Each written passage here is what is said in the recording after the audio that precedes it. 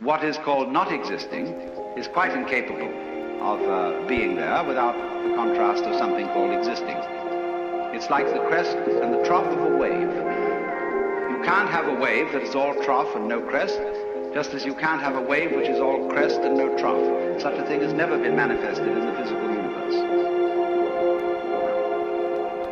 They go together. And that is the secret. There really is no other secret than that.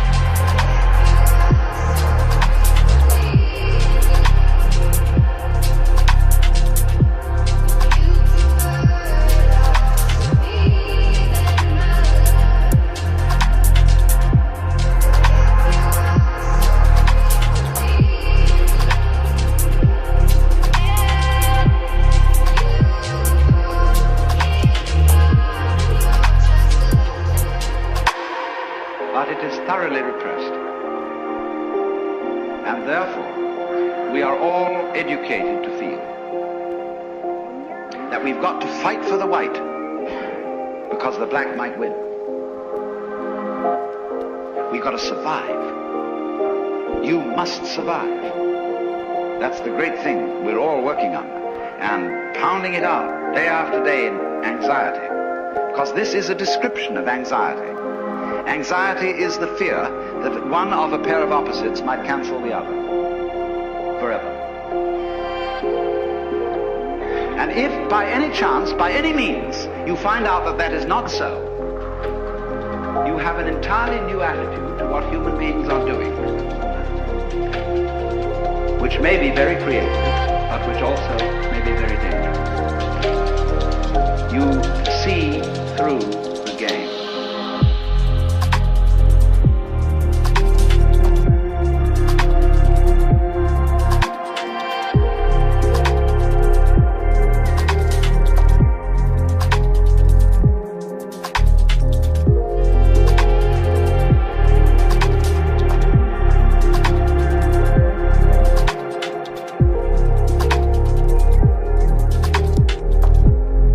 Now, you see, what is, let me speak specifically for a moment. I said the subject of this is LSD.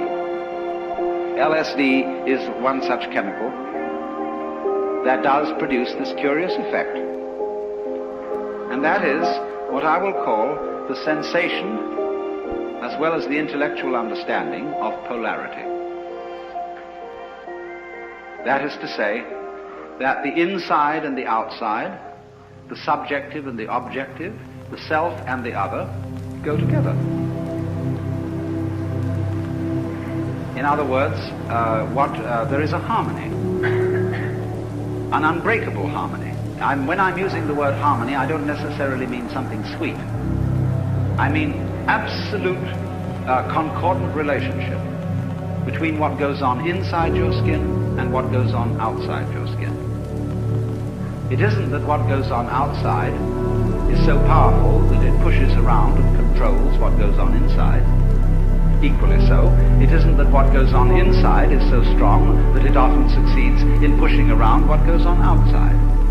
It is very simply that the two processes, the two behaviors are one. What you do is what the universe does. And what the universe does is also what you do.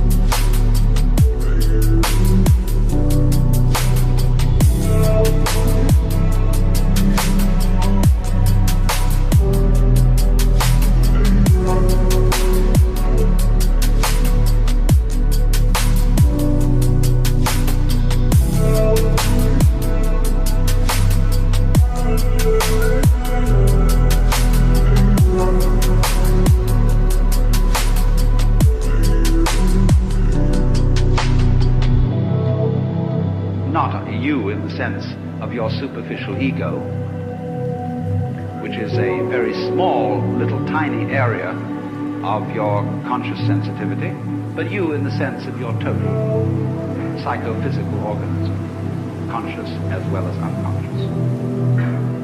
This is not something that arrived in the world from somewhere else altogether, that confronts an alien reality. What you are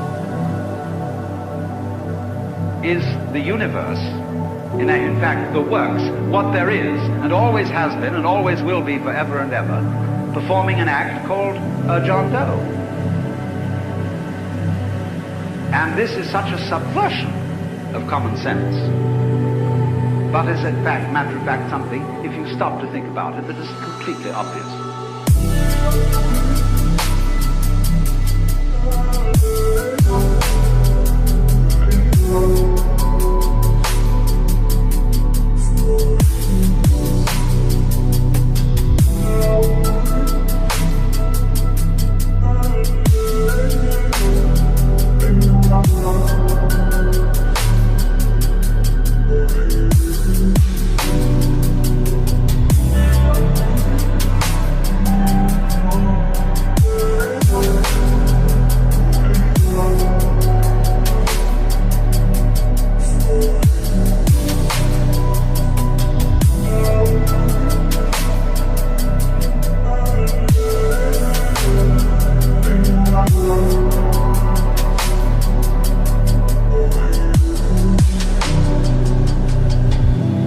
Everything conspires to prevent you from seeing that obvious thing.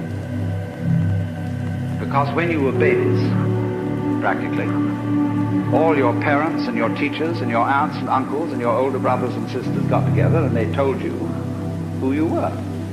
They defined you as Johnny, who's just Johnny. And don't you come on too strong, Johnny, because, no, you've got elders and betters around you. But you're responsible. You're a free agent. You'd better be. And so, when you are told from childhood that you are expected and commanded to behave in a way that will be acceptable only if you do it voluntarily, you remain permanently mixed up. That, if anything, is permanent brain damage.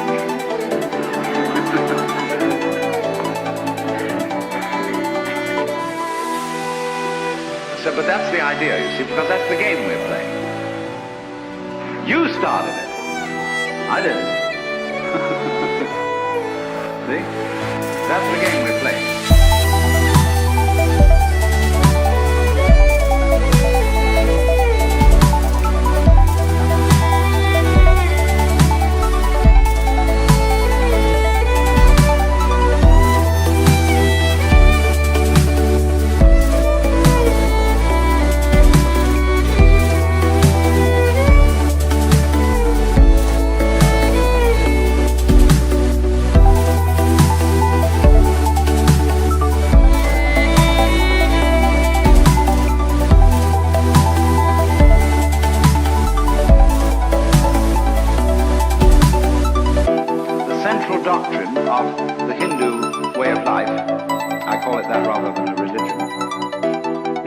Sanskrit, Tattvamasi.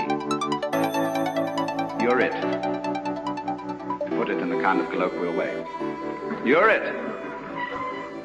And it is the which than which there is no witcher, which they call the Brahman, or the Atman with a capital A, meaning the self. You are only just kidding that you're just poor little me. See, the function of a guru, that is to say a spiritual teacher in India, is to give you a funny look in the eye, because he sees in you the Brahman, the Godhead, just claiming it's poor little me. And he's going to eventually, by all sorts of subtle techniques that are called in Sanskrit upaya, that in politics means chicanery, and in spiritual education means skillful pedagogy, he is going to try and kid you back into realizing who you really are.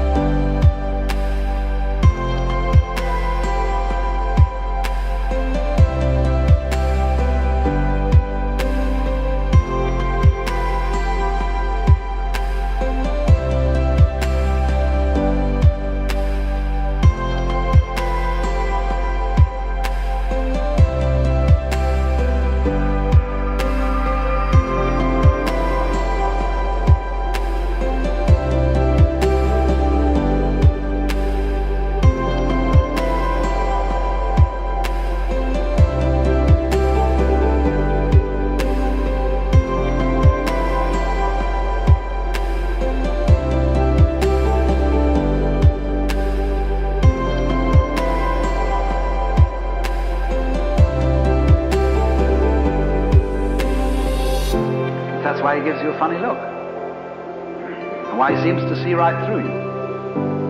As if to say, Shiva, oh boy, don't kid me. I know who you are. But you're coming on beautifully in this act. That you're somebody else altogether. And I congratulate you, you're doing a wonderful job. Playing this part, which you call the person. My person, you know, a person is a fake. The word means a mask. So if you read books on how to be a real person, you're reading books on how to be a genuine fake. The word persona, as you know, means a mask worn in Greco-Roman drama. So if you come on to the Guru and say, well, he asks you who you are, Sri Ramana Maharshi, when anybody came to him and they said to him, as people do, who was I in my last incarnation? Or will I be reincarnated again? He always replied, who's asking the question?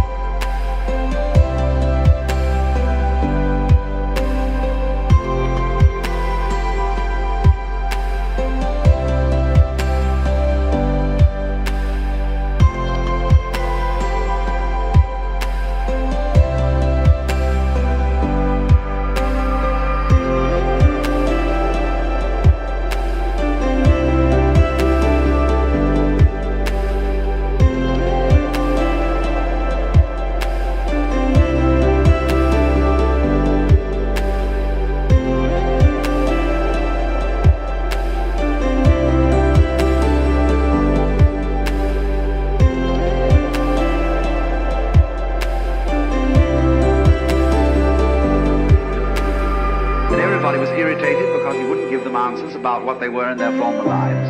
He just said, who are you? And he looked at you. Have you looked at photographs of this man? I keep a photograph of him close by because of the humor in his eyes. They're looking at you with a dancing twinkle, saying, come off it.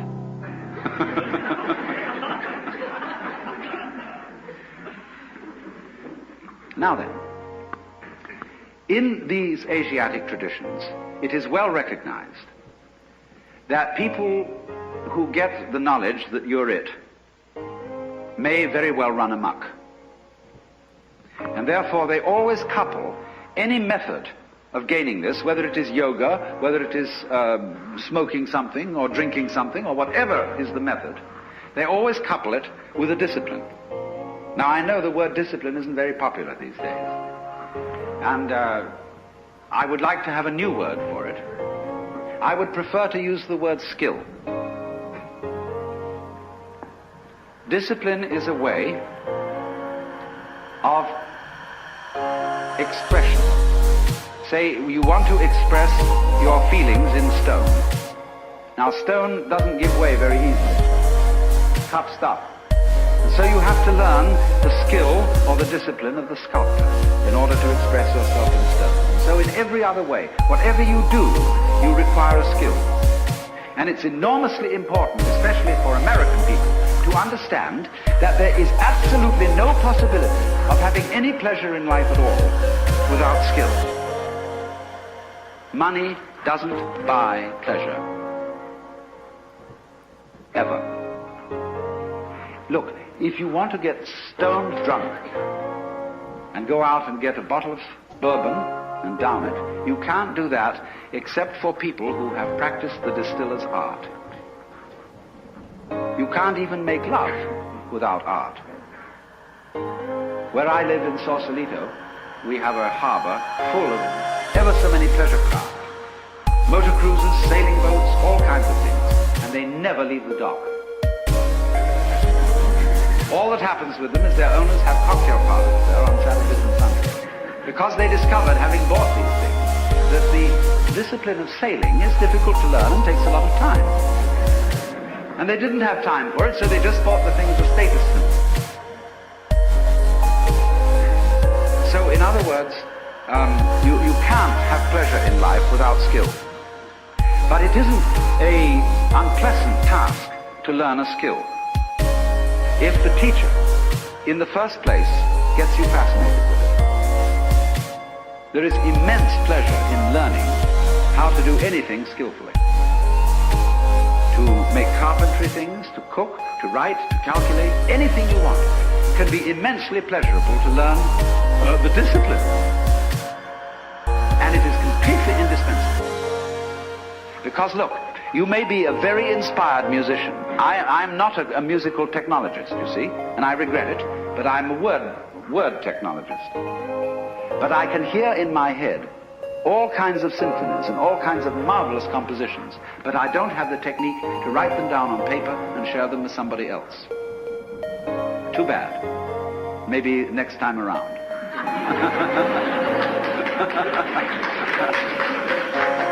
But you see, so far as words are concerned, I can express ideas because I have studied language. And I've worked very hard. Not that I didn't like it, I intensely enjoy the work of writing a book, although it is difficult, but it's fascinating. To say what can never possibly be said. So, you see what's happening. What you have to do, you have inspiration, but then you have to have technique to incarnate, to express your inspiration. That is to say, to bring heaven down to earth. And to express heaven in terms of earth. Of course, they are really one behind the scenes. But there's no way of pointing it out unless you do something skillful. You see, we are all, at the moment, absolutely in the midst of the beatific vision. We are all one with the divine, or some, I don't like that sort of wishy-washy language, but we are all there.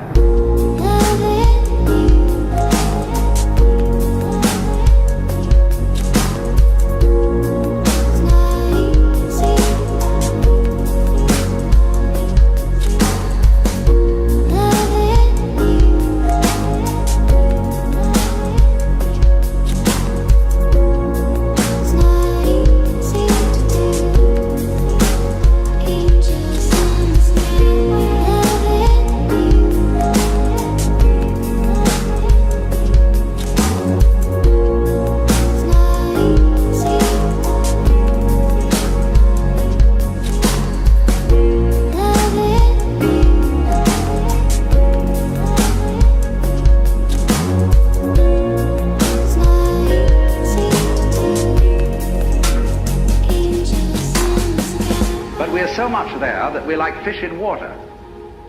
They don't know they're in water. Like the birds don't know they're in the air because it's all around them. And in the same way, we don't know what the color of our eyes is. I don't mean whether you've got blue or brown eyes, but the color of the lens of your eye. You call that transparent. No color. See, because you can't see it. But it's basic to being able to see anything. So in order to find out where you are, there has to be some way of drawing attention to it. And that involves skill. Upaya in Sanskrit. Skillful means. So, it's all very well. Anybody can have ecstasy. Anybody, as a matter of fact, can become aware that he is one with the eternal ground of the universe.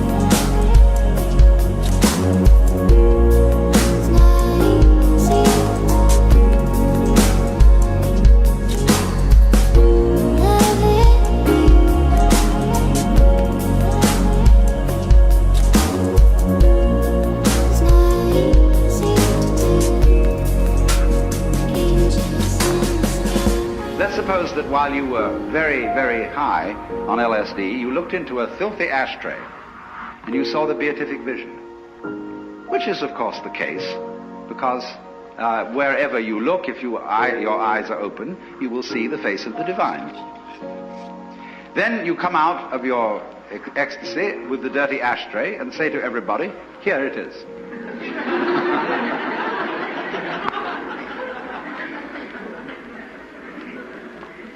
No, there is a possibility, if you are an extraordinarily skillful painter, or even photographer, of presenting the dirty ashtray so that everybody else will see almost what you saw.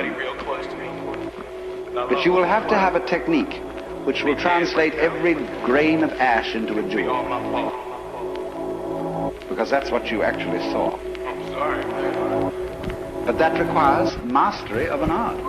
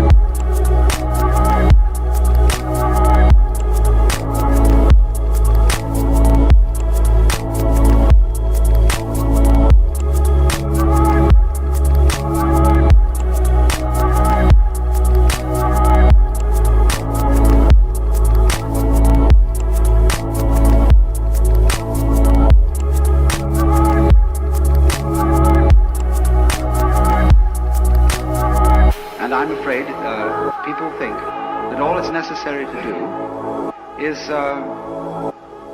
just throw out any old thing, because under that transformed state of consciousness, any old thing is the works. But nobody else can see it if they haven't shared that point of view.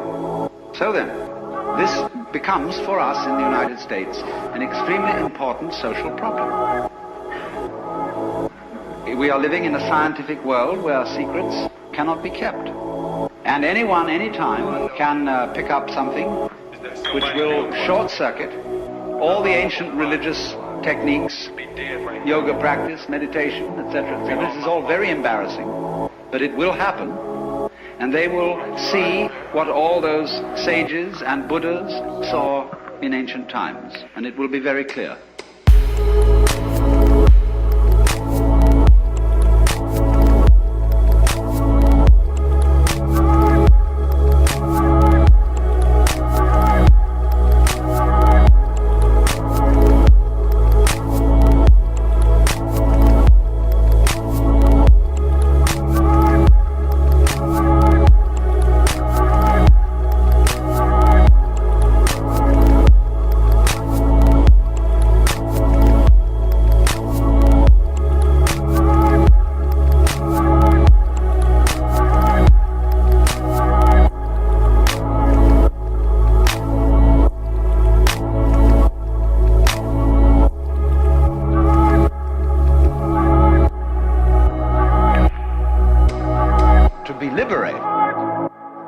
Is to be able to see human life in the same way as you see all other life.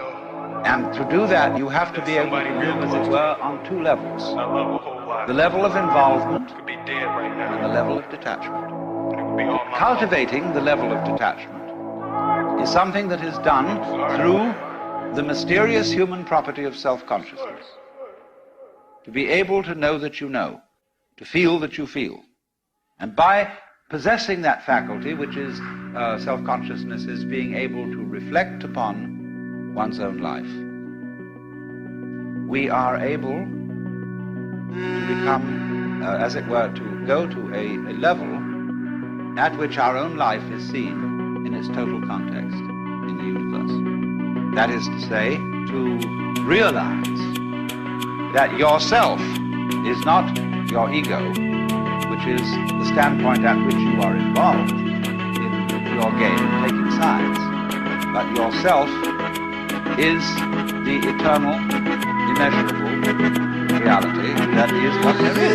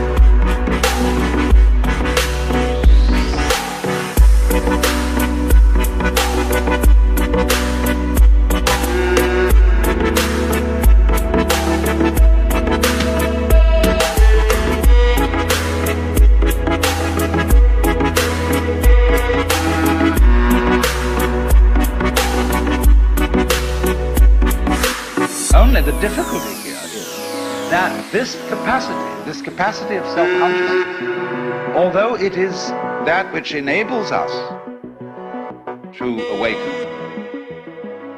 is also capable of getting us into perfectly frightful messes. Into all kinds of what must be called feedback snarls. where you know that you know. You can think about thinking. And the moment you can think about thinking, you can think whether your thinking was right or not. Did it come off? Did I do the right thinking? Then you start to worry. Then you start to worry about the kind of thinking you are doing about thinking. And so builds up our peculiar human anxiety. When these creatures that are not self-conscious behave, they behave spontaneously. They just go zoom, zowie, and do what they have to do. And so if it doesn't work, they die. But they don't worry about it in advance. That's that. Magnificent, you see. And human beings have a faint memory, kind of archaic, sort of collective unconscious Jungian style feeling that there was a time when we didn't have to worry, when we could never be neurotic. And a great deal of religion, you see, is an attempt to regain the golden age.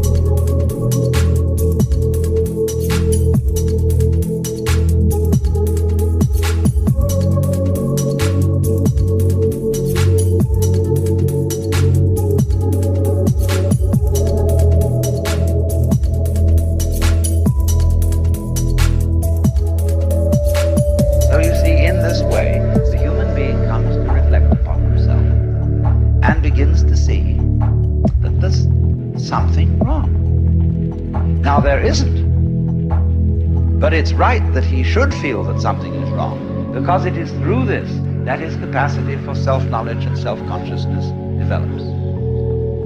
So you see, there is the sense that somehow or other at some time there was a fall, a point at which we became unnatural. There's a great deal of worry going on about this now because of the rise of the computer, that a new form of intelligence, you see, is coming to the world.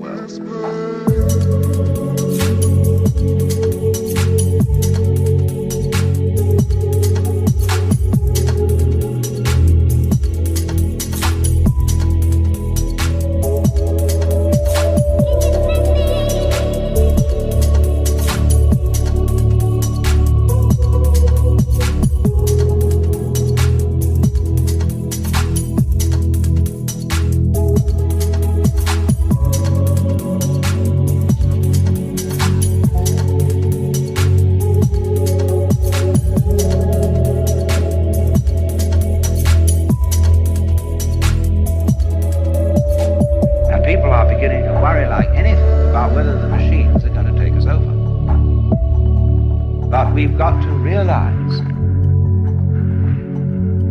that machines aren't, see, machine is becoming a dirty word. Just a machine, mere machinery, see? But actually, there has grown out of us, through these things, enormous electronic circuits that are new forms of life. And these are all connected with us. They're not separate from us. They're not something like a different order of beings that might come from some other planet and conquer us. The whole development of the electronic minds and brains that we have are new cortexes. See, the cortex overlaps the original central brain. And as it were, when you play this game, you know, putting hands over hands over hands, children like to play, it's a game called capping. The cortex caps the central brain that is more like the brain of an animal and enables us to reflect on it. Now, all this machinery that we are making is an extension of our brain and is a new kind of life. Open your eyes and make your entrance.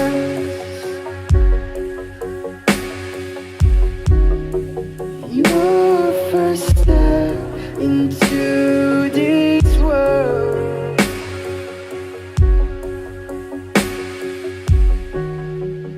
Take my hand, I will embrace you.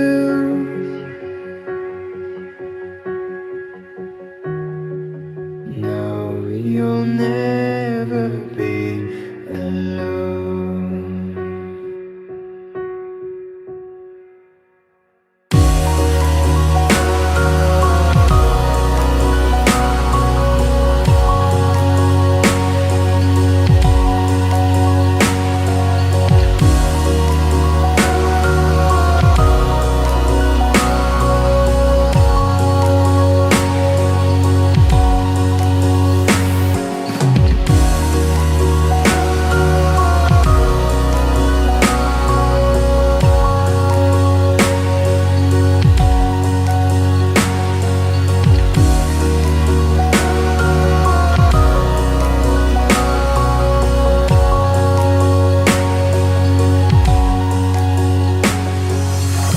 But it worries us. And when we start to do that, we get the feeling something is going wrong. There has been a fall, there has been a mistake.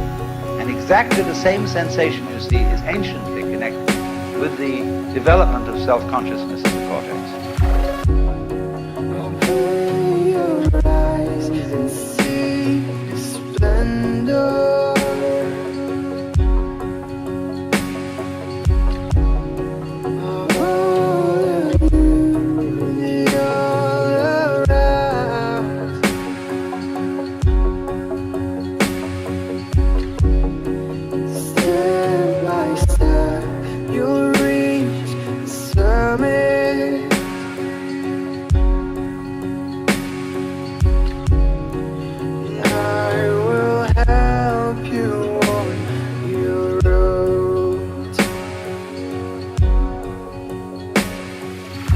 Something went wrong. Because every time we get that feeling, it means that we've taken a new step in controlling things. Instead of relaxing and letting our wings fly us like a moth or a bird, we now have these jet planes where we have an elaborate system of anxious people morning, noon, and night checking it that those things go right. Now then, to take this a step further, we are all amazingly involved in the process of being human and playing our game and taking our side. And therefore our victories and defeats, our sicknesses and our healths, are things we get mighty partisan about. And therefore we cannot see that human behavior is just like everything else. It never makes a mistake.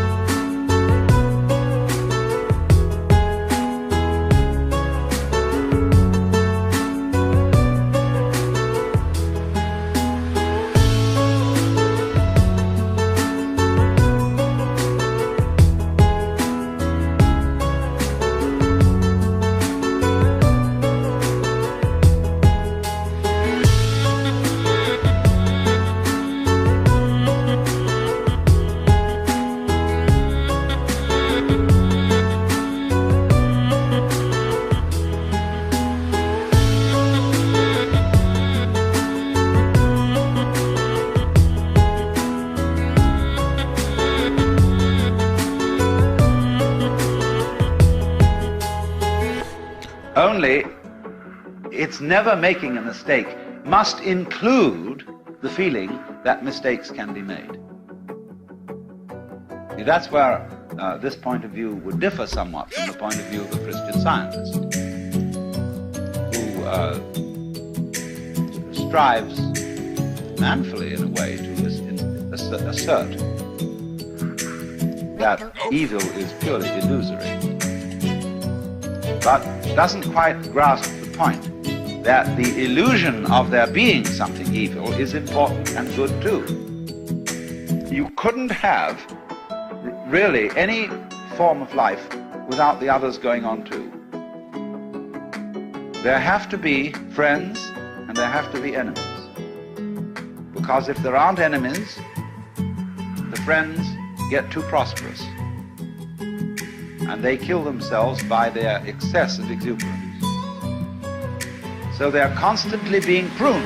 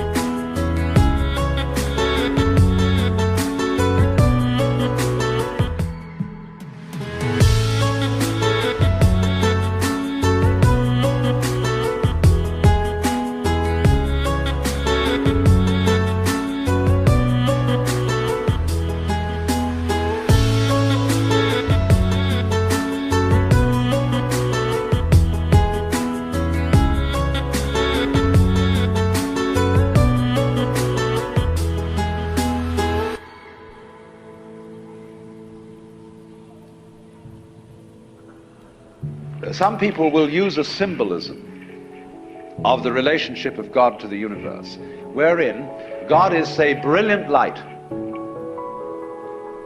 only somehow veiled, hiding underneath all these forms that you see as you look around you. So far, so good. But the truth is funnier than that. It is that you are looking right at the brilliant light now, that the experience you are having, which you call ordinary everyday consciousness, pretending you're not it, that experience is exactly the same thing as it. There's no difference at all.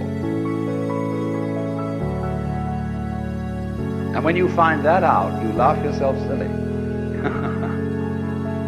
That's the great discovery.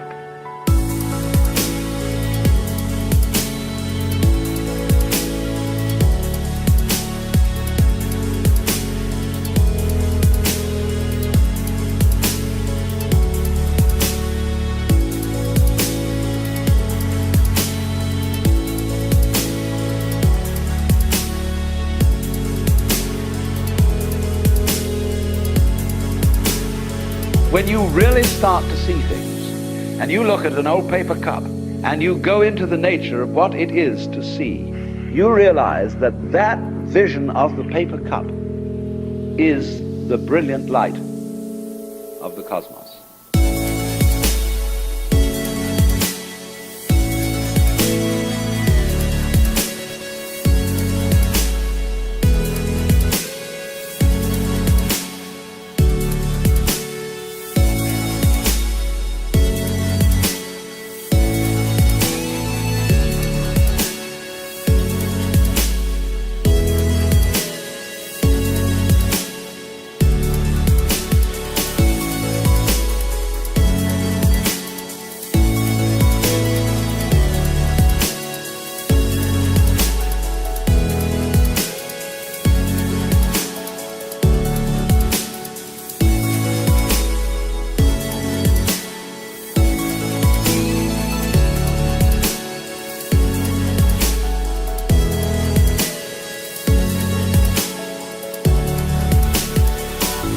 source of all light is in the eye. If there were no eyes in this world, the sun would not be light. You evoke light out of the universe. In the same way, you, by virtue of having a soft skin, evoke hardness out of wood. Wood is only hard in relation to a soft skin. It's your eardrum that evokes noise out of the air. You, by being this organism, call into being the whole universe of light and color and hardness and heaviness and everything, you see? But in the mythology that we've sold ourselves on during the end of the 19th century, when people discovered how big the universe was, and that we live on a little planet in a solar system on the edge of a galaxy, which is a minor galaxy, everybody thought, we're really unimportant after all. God isn't there and doesn't love us. Nature doesn't give a damn. And we put ourselves down, see? But actually, it's this little funny microbe, tiny thing, crawling on this little planet, way out somewhere, who has the ingenuity, by nature of this magnificent organic structure, to evoke the whole universe out of what would otherwise be mere quanta. There's jazz going on. But you see, this little ingenious organism is not merely some stranger in this. This little organism on this little planet is what the whole show is growing there, and so realizing its own presence.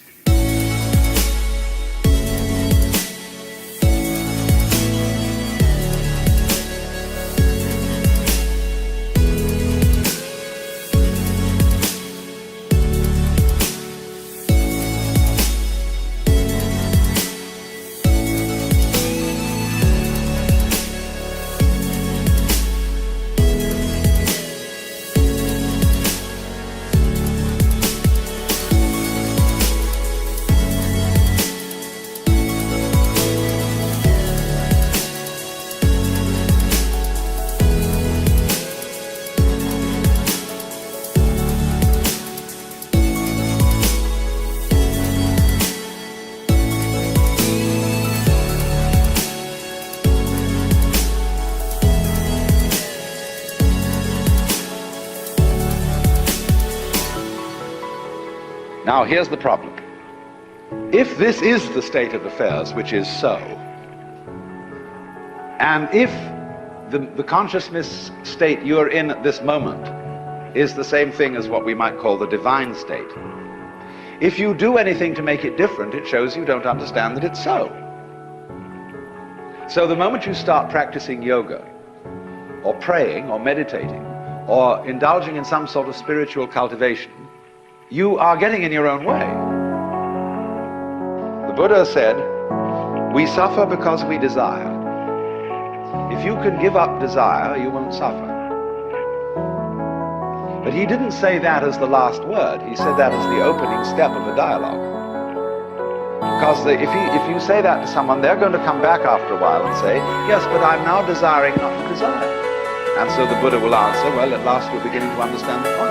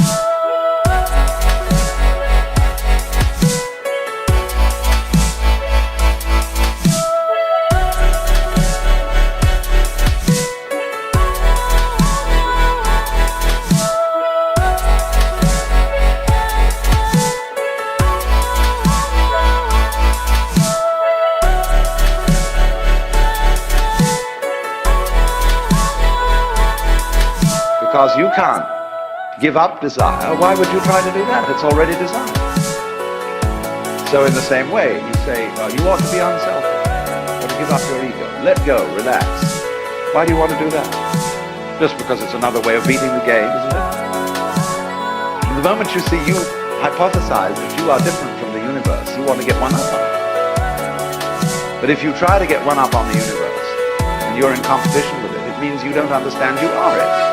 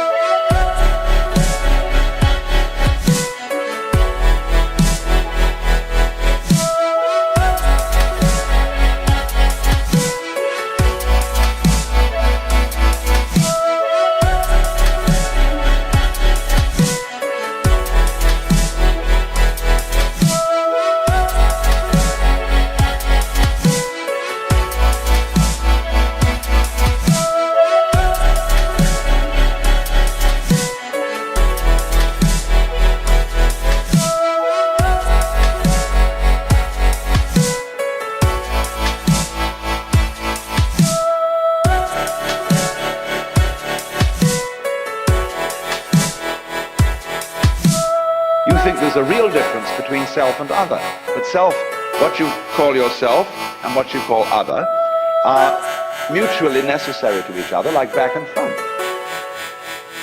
They're really one. But just as a magnet polarizes itself in north and south, but it's all one magnet, so experience polarizes itself as self and other. But it's all one. So if you try to make the North Pole get the mastery of it, or the South Pole get the mastery of the North Pole, you show you don't know what's going on. A guru or teacher who wants to get this across to somebody because he knows it himself, and when you know it, you know, you like others to see it too. So what he does is he gets you into being ridiculous harder and more assiduously than usual. In other words, if you are in a contest with the universe, he's going to stir up that contest until it becomes ridiculous. And so he sets you such tasks as saying, now of course, in order to be a true person, you must give up yourself. Be unselfish. So the Lord steps down out of heaven and says, the first and great commandment is, thou shalt love the Lord thy God. You must love me.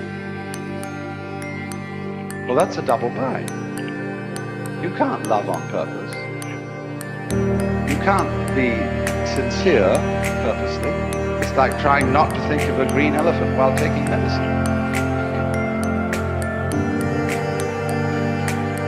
But if a person really tries to do it, so, you know, this is the way Christianity is read. You should be very sorry for your sins. Though everybody knows they're not, but they think they ought to be, and so they go around trying to be penitent or trying to be humble. And they know the more assiduously they practice it, the phonier and phonier the whole thing gets.